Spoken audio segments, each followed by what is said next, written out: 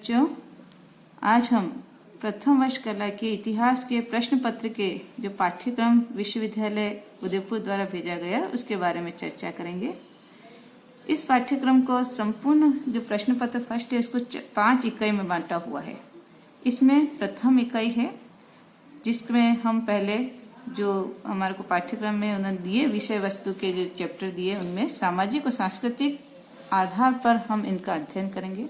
पहला, स्रोतों का सर्वेक्षण, यानी इतिहास जानकारी के जो साधन।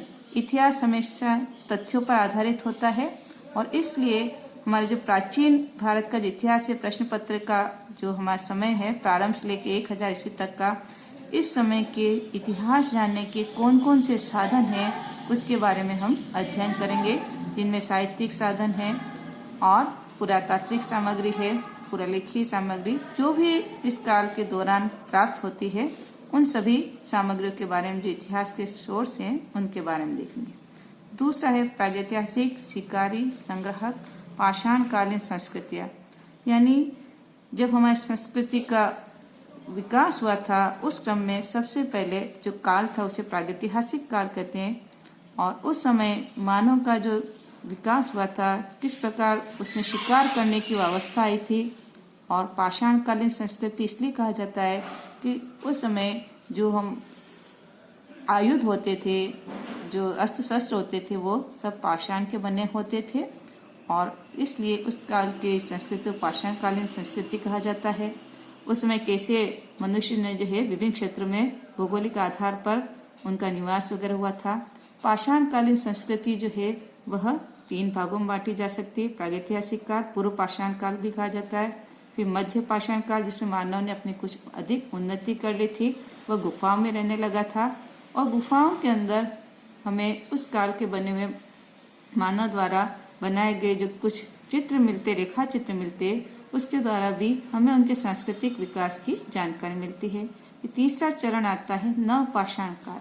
इस समय मनुष्य ने उसका और जो है उसका डेवलपमेंट हो गया था, मानसिक विकास हो गया था, उसने खाद्य सामग्री का उत्पन्न करना शुरू कर दिया था जो प्राय पहले जंगली अवस्था में था। फिर पाषाण काल आया, उसमें भी पूर्व पाषाण काल, मध्य पाषाण काल और नवपाषाण काल। तो नवपाषाण काल में उसने कैसे सामग्री का उत्पादन करना, खेती वगैरह करना और पशुओं पालन करना सीख लिया था, इसके बारे में हम देखेंगे। और नवपाषाण काल में जो उत्तरार्ध समय था उस समय तांबे के भी प्रयोग के हमें जो है उसके उदाहरण मिलते हैं, इसलिए उस काल की संस्कृति को तांबे की संस्कृतियाँ कहा जाता है। फिर हड़प्पा सभ्यता। हड़प्पा सभ्यता प्राचीन भारत की एक सभ्यता थी और यह वैदिक सभ्यता से पूर्व की सभ्यता थी और उसकी उत्पत्ति तथा विस्तार कहाँ का था।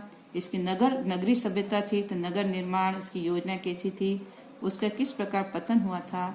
और हड़प्पा संस्कृति के अंतिम युग की संस्कृतियाँ जिनमें कालीबंगा की सभ्यता और बनास नदी घाटी की सभ्यता के बारे में हम विशेष रूप से अध्ययन करेंगे। यह हमारा प्रथम इकाई रहेगा। इकाई द्वितीय में हम वैदिक साहित्य में प्रतिबिंबित समाज, राजनीति, अर्थव्यवस्था, संस्कृति और धर्म के बारे में देखेंगे। अर्थात वैदिक काल, जिस काल में वेदों की रचना हुई थी, उस काल को वैदिक काल कहा जाता है। उसे 2 भागों में बांटा जाता है, पूर्व वैदिक और उत्तर वैदिक काल। पूर्व वैदिक काल में, जिस काल में ऋग्वेद का रचना काल था, उस काल की संस्कृति को पूर्व वैदिक कहा जाता है। और उत्तर वैदिक काल में यजुर्वेद, सामवेद और अथर्ववेद की रचना और अन्य जो वैदिक साहित्य है जिसमें आरण्यक, उपनिषद, स्मृति ग्रंथ और अन्य जो भी साहित्य है, उन सभी को के काल की रचना काल के अंदर जो उस साहित्य में हमें तत्कालीन समाज, राजनीति, अर्थव्यवस्था, संस्कृति, धर्म आदि की जानकारी मिलती है, उसका अध्ययन करेंगे। फिर सामाजिक विकास। कालांतर में हमारा जो है सभ्यता का विकास हुआ, फिर यहाँ पर ग्रामीण सभ्यता, नगरीय सभ्यता का उदय हुआ और समाज के अंदर भी हमारा विकास हुआ था।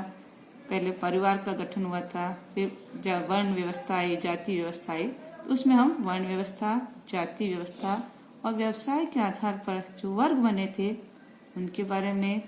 भारतीय संस्कृति में हमारे 16 संस्कारों का प्रावधान है और 4 पुरुषार्थों का, उसके बारे में अध्ययन करना है।